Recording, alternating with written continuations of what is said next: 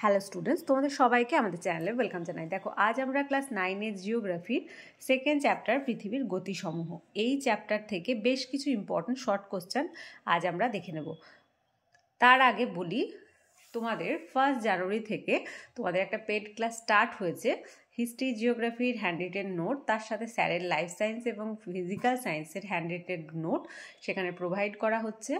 আর তোমাদের যে Ray Martin প্রশ্নবিচিত্রা solving class start হবে তার সমস্ত আনসারের পিডিএফ, মানে মেনলি এই 4টে সাবজেক্টের আনসারের পিডিএফ সেই গ্রুপের মধ্যেই প্রোভাইড করা হবে। আর তার সাথে তোমাদের যে 3টে সামেটিভ আছে সেই সামেটিভের first summative, second summative, third এবং ফাইনাল সামেটিভ যেটা, তো ফার্স্ট সামেটিভের সমস্ত সাজেশান, সেকেন্ড সামেটিভের সমস্ত সাজেশান, এক কথায় সমস্ত সামেটিভের আগে যে সাজেশানগুলো তোমরা চাও সেই সাজেশানগুলোও কিন্তু সেই গ্রুপের মধ্যেই প্রোভাইড করা হবে। এছাড়াও তোমাদের যদি কোনো কোয়ারিজ থাকে সেখানে কিন্তু ডিসকাস করা হবে। এই বিষয়ে যদি কেউ ইন্টারেস্টেড থাকো, আমি স্যারের কন্ট্যাক্ট নাম্বার স্ক্রিনের মধ্যে দিয়ে দিচ্ছি, স্যারের সাথে তোমরা অবশ্যই কন্ট্যাক্ট করে নেবে। ওকে, মানে যারা ইচ্ছুক, যারা ইন্টারেস্টেড হবে মেনলি তারাই কিন্তু স্যারের সাথে কন্ট্যাক্ট করবে। আদারওয়াইজ যারা করতে চাও না তারা শুধু শুধু কন্ট্যাক্ট করার প্রয়োজন নেই, কারণ অনেকেই তোমরা ফ্রি পিডিএফ চাইছো বা তোমরা নোটস পুরো ক্লাস চাইছো, মানে ইউটিউবের মধ্যে। দেখো, সব সময় ইউটিউবের মধ্যে ক্লাস দেওয়া পসিবল হয় না, কিন্তু যেহেতু তোমরা কোনো একটা ন্যূনতম অ্যামাউন্ট পে করছো, এই কারণে আমরা যদি ইউটিউবে ক্লাস নাও দিয়ে থাকি সেক্ষেত্রে কিন্তু পেড ক্লাসের মধ্যে তোমরা নোটস বা ক্লাসটা কিন্তু পাবেই। ওকে, মানে সিওরিটি আছে একটা। আর এই যেটা ইউটিউব বলছো সেটা কিন্তু সব ক্ষেত্রে পসিবল হয় না, হয়তো যেটা প্রয়োজন সেটা অবশ্যই দেব, কিন্তু এর থেকে বেশি যারা ফ্রি পিডিএফ চাইছো তাদের কিন্তু ফ্রি পিডিএফ দেওয়া সম্ভব নয়। কারণ আমরাও তো রাতের পর রাত জেগে নোটস তৈরি করি, বিভিন্ন বই ঘেটে আমাদেরকেও পড়তে হয়, বিভিন্ন বই ঘেটে আমরা সব থেকে বেস্ট নোটসটা তোমাদের কিন্তু প্রোভাইড করার চেষ্টা করি। দেখবে রেফারেন্স বুকগুলোতে অনেক শর্ট কোশ্চেন আছে, কিন্তু আমি অতগুলো শর্ট কোশ্চেন চ্যাপ্টার ওয়াইজ দেখবে অতগুলো শর্ট কোশ্চেন কিন্তু আমি তোমাদেরকে প্রোভাইড করি না। সেক্ষেত্রে আমি শুধুমাত্র যেগুলো তোমাদের আসার মতো এক্সামে ভালো যাতে রেজাল্ট হয় সেই সমস্তগুলোই কিন্তু সেখানে প্রোভাইড করি। আগের ইয়ারে অনেকেই মানে যারা তোমরা 8 থেকে 9-এ উঠেছো অনেকেই কমেন্ট করেছো, যারা 7 থেকে 8-এ উঠছে তারাও অনেকে কমেন্ট করেছে যে খুব ভালো তাদের রেজাল্ট হয়েছে, তাদের সেগুলো শুনতেও কিন্তু আমাদের খুব ভালো লাগে। তাই আমরা চাই যে তোমাদের রেজাল্ট কিন্তু সবসময়ের জন্য ভালো হোক। অনেক কথা বলে ফেললাম, তাহলে চলো দেরি না করে ক্লাসটি শুরু করি। দেখো, ফার্স্ট রয়েছে পৃথিবীর উপবৃত্তাকার আকৃতির জন্য দায়ী আবর্তন গতি। আমরা জানি যে পৃথিবী যে কল্পিত রেখা বরাবর ঘুরছে, যেটাকে যে কল্পিত রেখা সেটাকে অক্ষ বলা হয়, সেই পথটাকে, যে উপবৃত্তাকার পথ, তার আকৃতির জন্য দায়ী কোন গতি? হচ্ছে পৃথিবীর আবর্তন গতি। নেক্সট চলে আসি, সুমেরুতে 24 ঘন্টায় রাতই থাকছে, সেটাকে মানে কোন তারিখে হচ্ছে? 22শে ডিসেম্বর, যেটাকে দক্ষিণ অয়নান্ত দিবস বলা হয়। দেখো, আমি নিচেই লিখে রেখেছি 21শে জুন, সেটাকে উত্তর অয়নান্ত দিবস বলা হয়। কারণ দুটোই আমি লিখেছি, কারণ এক্সামে তোমাদের দক্ষিণ অয়নান্ত দিবসের তারিখও আসতে পারে, উত্তর অয়নান্ত দিবসের তারিখও আসতে পারে। একসাথেই যাতে দুটো মনে রাখো, এইভাবেই কিন্তু আমরা নোটসগুলো প্রোভাইড করি, যাতে তোমাদের সুবিধে হয় যে একটা মনে রাখলে পরেরটাও যাতে মনে থাকে, এই ভেবেই কিন্তু আমরা নোটসগুলো মানে তৈরি করি। নেক্সট দেখো, উত্তরায়ণের শেষ সীমা কর্কট ক্রান্তি রেখা। 4 চলে আসি, উত্তর মেরুর বর্ণময় আলোক ছটাকে বলে অরোরা বোরিয়ালিস বা সুমেরু প্রভা। আমরা পড়েছি সুমেরু প্রভা আর কুমেরু প্রভা, মনে রাখবে।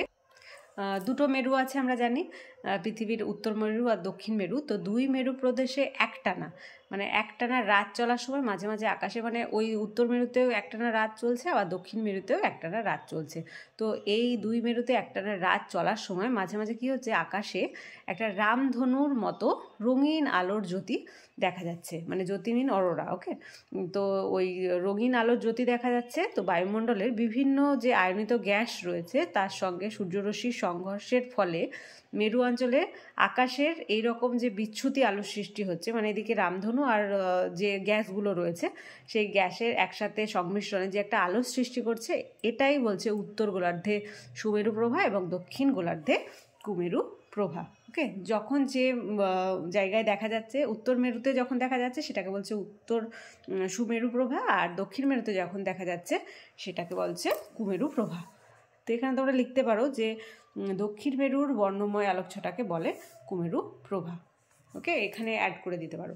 নেক্সট চলে আসি, প্রতি 4 বছর অন্তর গণনা করা হয় অধিবর্ষ। অধিবর্ষ বা লিপিয়ার, তোমরা লিপিয়ার সম্বন্ধেও অনেকেই কিন্তু জানো যে 366 ডেজের যে দিনের যে বছর সেটা কি বলা হচ্ছে লিপিয়ার।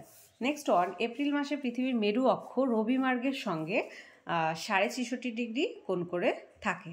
7th, বিজ্ঞানীরা আন্টার্কটিকা অভিযানে ডিসেম্বর থেকে জানুয়ারি মাসে, আন্টার্কটিকা অভিযান করে ডিসেম্বর থেকে জানুয়ারি মাসে। তারপর দেখো, আবর্তন গতির জন্য পৃথিবীতে দিন ও রাত্রি হয়। এটা তোমরা ছোটবেলা থেকেই জেনে আসছো যে পৃথিবীর যে আবর্তন গতি তার জন্যই কিন্তু দিন ও রাত্রি হচ্ছে। সূর্যের উত্তরায়ণ শুরু হয়, most important question for your first summative exam. তো সূর্যের উত্তরায়ণ শুরু হচ্ছে 22শে ডিসেম্বর থেকে 21শে জুন। তো উত্তরায়ণ আর দক্ষিণায়ন কি আমরা একটু জেনে নিই। উত্তরায়ণ হলো 22শে ডিসেম্বর থেকে 21শে জুন পর্যন্ত যে 6 মাস ধরে সূর্যের উত্তরের দিকে, মানে উত্তরমুখী আপাত গতি হচ্ছে উত্তরায়ণ। তাহলে আমি কি বললাম, 22শে ডিসেম্বর থেকে 21শে জুন 6 মাস, টানা 6 মাস সূর্যের যে উত্তরমুখী আপাত গতি সেটা হচ্ছে উত্তরায়ণ। আর দক্ষিণায়ন কি, 21শে জুন থেকে, মানে 22শে জুন থেকে 22শে ডিসেম্বর থেকে যেমন 21শে জুন শেষ হলো, তো 21শে জুন থেকে এবার স্টার্ট হচ্ছে দক্ষিণায়ন। 21শে জুন থেকে 22শে ডিসেম্বর পর্যন্ত 6 মাস ধরে যে সূর্যের দক্ষিণমুখী আপাতগতি সেটাই হচ্ছে দক্ষিণায়ন। ওকে, এগুলো কিন্তু মাথায় রাখবে। নেক্সট চলে আসি, পৃথিবী আবর্তন করে পশ্চিম থেকে পূর্বে। পৃথিবীর নিরক্ষীয় অঞ্চলে আবর্তনের বেগ সব থেকে বেশি হয়, কারণ কত কিলোমিটার, 1670 কিলোমিটার পার আওয়ার। নিরক্ষীয় অঞ্চলে আবর্তন বেগ সব থেকে বেশি, আর মেরু অঞ্চলে আবর্তন বেগ সবচেয়ে, মানে প্রায় 0। দেখো, মেরু অঞ্চলে আবর্তন, তাহলে পৃথিবীর নিরক্ষীয় অঞ্চলে আবর্তন বেগ সবচেয়ে বেশি, তাহলে অপোজিটলি তোমাদের মেরু অঞ্চলে আবর্তনের বেগ প্রায় 0। নেক্সট, পৃথিবী থেকে সূর্যের দূরত্ব সবচেয়ে বেশি হচ্ছে অপসূর অবস্থা, 4th জুলাই। এটা হচ্ছে সূর্যের দূরত্ব, মানে পৃথিবী থেকে সূর্যের দূরত্ব সবচেয়ে বেশি। আর সবচেয়ে কম হচ্ছে অনুসূর অবস্থান, 3rd জানুয়ারি পৃথিবী থেকে সূর্যের দূরত্ব সবচেয়ে কম। নেক্সট, গোধূলির পরবর্তী সময়কে বলে সন্ধ্যা। 17 নাম্বার, মেরু অঞ্চল বাদে নিরক্ষীয় অঞ্চলে দেখা যায় না ঋতু পরিবর্তন। মানে মেরু অঞ্চলে দেখা যায়, তা বলছে ওটা বাদ দিয়ে নিরক্ষীয় অঞ্চলে, মেরু অঞ্চল বাদ দিয়ে বলছে নিরক্ষীয় অঞ্চলে দেখা যায় না ঋতু পরিবর্তন। চলে আসি নেক্সট কোশ্চেনে, ইউরেনাস গ্রহের আবর্তনের দিক দক্ষিণ থেকে উত্তর। পৃথিবীর গড় পরিক্রমণ বেগ 29.8 বা 30 কিলোমিটার পার সেকেন্ড। নেক্সট পৃথিবীর আলোকিত এবং অন্ধকার অংশের সীমারেখাকে বলে ছায়াবৃত্ত। মানে একটা পৃথিবী রয়েছে, পৃথিবীর হাফ পোর্শন হচ্ছে আলো, হাফ পোর্শন হচ্ছে অন্ধকার। এই যে এবার যে রেখাটা হচ্ছে মাঝখানের, সেটাই হচ্ছে ছায়াবৃত্ত। দিন ও রাত্রির হ্রাসবৃদ্ধি ঘটে পরিক্রমণ গতির জন্য। পৃথিবীর আবর্তন বেগ সব থেকে বেশি নিরক্ষরেখা বরাবর, আর মেরু অঞ্চলে তো প্রায় নেই। আধুনিক জ্যোতির্বিদ্যার জনক, ইম্পর্টেন্ট কোশ্চেন, গ্যালিলি। নেক্সট চলে আসি, সূর্য স্থির, পৃথিবী গতিশীল, একথা প্রমাণ করেন গ্যালিলি। 25th, দিনের কোন সময়ে তোমার ছায়া সব থেকে ছোটো হয়? এটা প্রত্যেকেই জানো, কিন্তু এই কোশ্চেন আবার অনেকেই এক্সামে লিখে আসতে পারো না। তখন ভাবো যে কোন টাইমে, কেউ সকালে লেখো, কেউ বিকেলে লেখো, কেউ 10টার সময় লেখো, কিন্তু আনসারটা সঠিক যেটা সেটা হচ্ছে দুপুর 12টা। মকর সংক্রান্তিতে কর্কট ক্রান্তি ও মকর ক্রান্তি রেখার ওপর সূর্যের পতন কোণের মান 90 ডিগ্রি। 27th, সূর্য মকরক্রান্তি রেখার ওপর লম্বভাবে কিরণ দেয় 22শে ডিসেম্বর। নিশীথ সূর্যের দেশ বলা হয়, খুব ইম্পর্টেন্ট, প্রত্যেকটা ক্লাসেই দেখবে এই বিষয়টা নিয়ে তোমরা দেখেছো, তাই না, পড়েছো। তাই নিশীথ সূর্যের দেশ বলা হয় নরওয়ে হ্যামার ফেস্ট বন্দরকে। তোমাদের ক্লাস 6, 7, 8, এখন তোমরা 9-এ পড়ছো, প্রত্যেকটা ক্লাসেই এই কোশ্চেনটা কিন্তু পাবে। এইদিকে অপসূর, অনুসূর, কর্কটক্রান্তি, মকরক্রান্তি, জলবিষুব, মহাবিষুব এগুলো কিন্তু থাকছেই। মানে যত উঁচু ক্লাসে উঠবে তত দেখবে মানে বিষয়টা একটু এক্সপ্লেন করে দিয়েছে সেখানে। কলকাতায় পৃথিবীর আবর্তন বেগ ঘন্টায় 1540 মানে 1540 কিলোমিটার। কোরিওলিস বলের অন্য নাম অপকেন্দ্র বল। ফুকোর পরীক্ষা প্রমাণ করে ইম্পর্টেন্ট পৃথিবীর আবর্তন গতি বা আহ্নিক গতিকে। নেক্সট দেখো, পৃথিবীর কোরিওলিস বলের প্রভাব থাকে না 0 ডিগ্রি অক্ষাংশে।